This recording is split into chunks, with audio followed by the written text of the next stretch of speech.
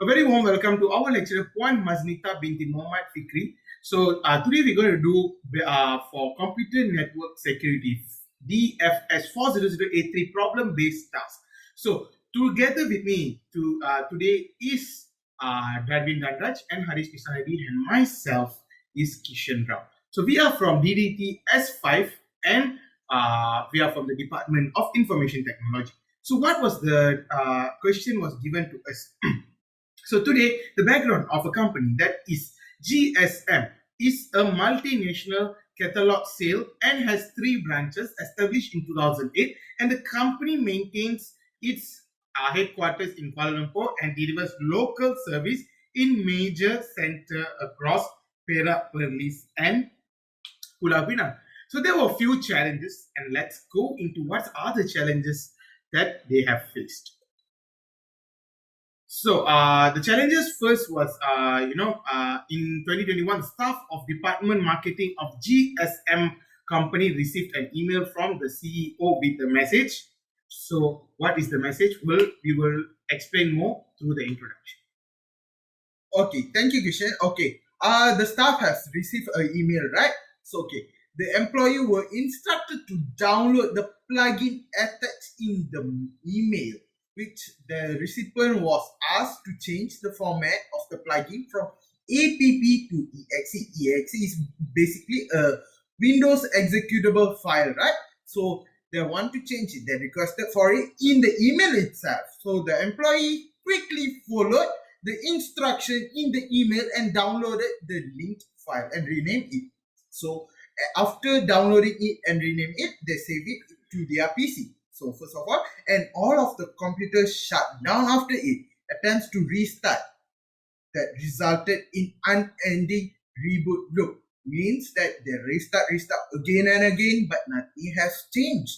It's basically computer is just being completely out of response. So after that, the employees are unable to access the computer. So in this computer network security subject, computer network security is basically the process of taking physical and software preventative measures to protect the underlying networking infrastructure from unauthorized access, misuse, malfunction, modification, destruction, or improper disclosure, resulting in a secure platform for computers to perform their allowed important activities in a secure environment.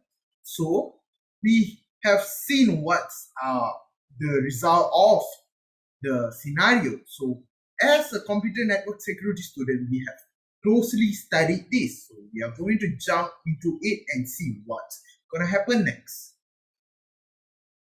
So next we are going to talk about vulnerabilities. So the vulnerabilities. The GSM company didn't have an up-to-date antivirus system. If the antivirus system had been up-to-date, it would have been detected by the anti-system. The staff of the GSM company is not given enough training and awareness of attack that could bring major impact or even shut down for a multinational company. Okay, privileges to access software and information open to all parties of the employee of the GSM company. Basically, there would be a manager and supervisor and so on. So if you are giving access to everyone out there, every data information is available to all the parties. If they attack anyone under the pyramid of, let's say, a normal employee, they will get more and more information. Automated running of scripts without malware or viruses checks in one of the vulnerabilities found in this scenario.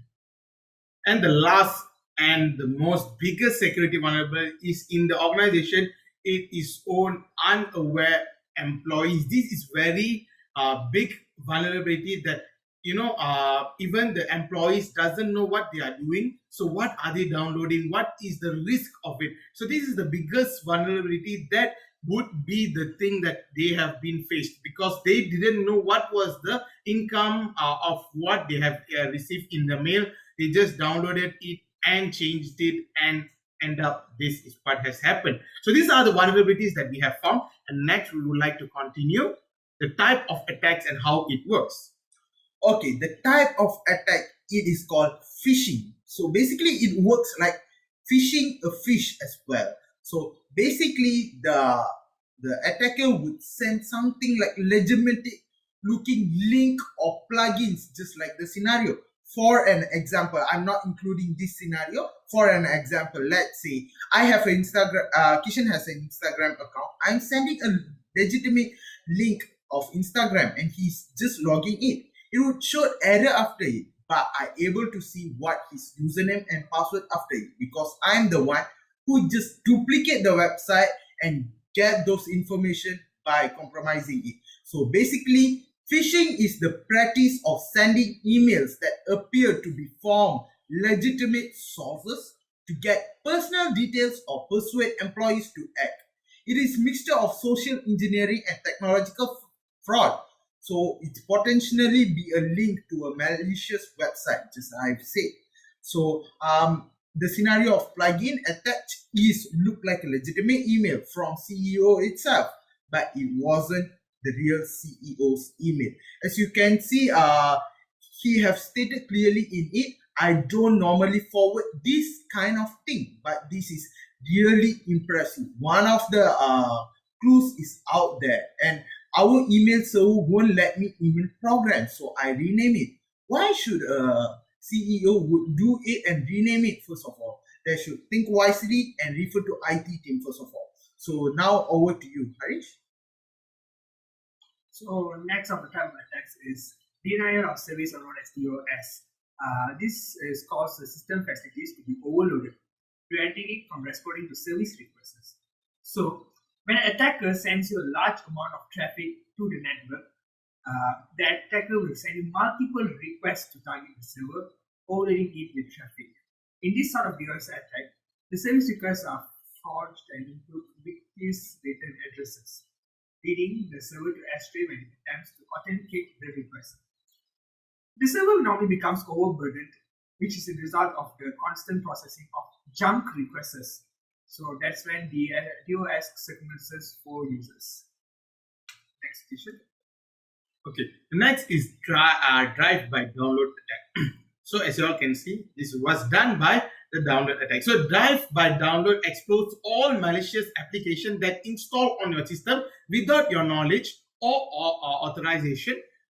Unintentionally download of any files or bundled software onto a computer device are also included.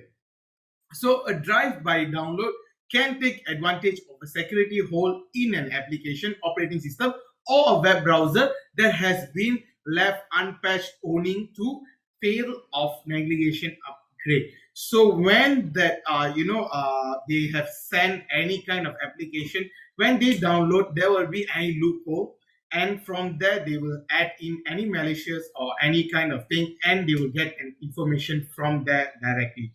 So that is how this is the type of the attacks that we have found, and this is how it works. Now we are going to talk about how to detect the attack. So attack would happen anytime, and how are we going to detect the attack in an organization? First of all, organization peoples are many of them. How are we going to? So first of all, we should need a great up-to-date antivirus. So up-to-date antivirus can guard against malware. Optimal protection requires a multi-layered security solution that includes antivirus, deep pocket inspection, firewalls, intrusion detection system, email virus scanners, and employee awareness training. Updated antivirus will detect harmful virus and will quarantine or remove any harmful programs. For an example, let's say this employee has an up-to-date antivirus system. So when upon downloading it, the antivirus would give a notification stating that this plugin has been quarantined into a specific folder, so that she knows it is a malicious act first of all, or it would remove just telling that it's harmful to your computer system, which we would meet always when we are downloading something malicious. So now over to you, Harish. Thank you, Darwin. So now, if you're having a computer software, you should not only have one tool, you should have many tools. So one of it is email virus detection tools. So these tools will be a very safe example for this scenario that happened, because it was an email which was sent. So email virus detection tools are a very useful tools to be used against phishing attacks, such as the given scenario. So we can use tools like Guard Internet Security or Bitdefender Antivirus Plus. Execution. So next would be the cyber security awareness training for the employees. This is very important. As we said, the biggest vulnerability is from the employee itself. So employees who are well informed and have well knowledge of this cyber security are less likely to fall for phishing attempt than those who aren't. So maybe it doesn't matter, even we are well equipped or well we have some ideas about cyber security, but we will not know what kind of malicious will come and attack us any point of time. So this training will give us more up to date what kind of things that might attack us, because all the information will be coming up in the news and all those kind of things. Employees can benefit from cybersecurity awareness training by gaining the fundamental knowledge they need to recognize and avoid phishing attempts. So allocate some fund and bring awareness is very important. So this is very, very important that the company needs to allocate a part of it and have an training for employees, maybe frequently, or 6 months once, or 1 year, at least every year once, or how frequently they need. So this is one of the part how we can detect the attack. So suggestions to countermeasure attack. So an attack might happen anytime. So how are we going to countermeasure it? So first of all, limit the access privilege of software users. Just I have said, this could have been a privilege for a manager. They shouldn't open it to every other employee so that they're able to see all the stuff, all the important information. If they are open all their information, it is more easy to someone to break into. Manager would think wisely, this is the information, should I share it with them and so on.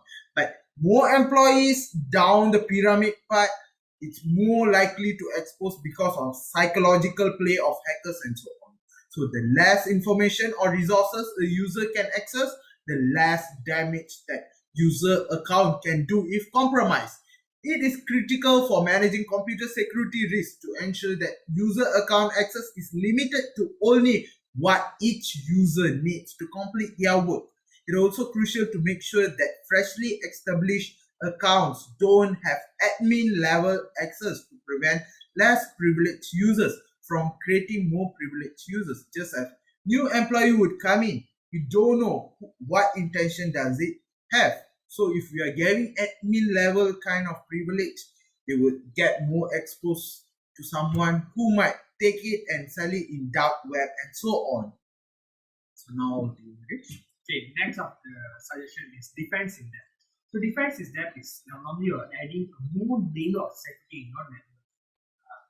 Then next is between each of your network's components. So if, for example, once your company or your site network has been attacked, it can pass through one of the defense settings, but there is more layers where it couldn't pass through. So this is a very, a good suggestion for your network. So next question. So next would be the updated security policy. This need to be done very frequently. So IT security policies aims to address security threats and implement strategy to mitigate IT security vulnerables, as well as define how to recover when network intrusion occurs. Once it's detected, we should refer to the security policy as it has the guidelines to mitigate.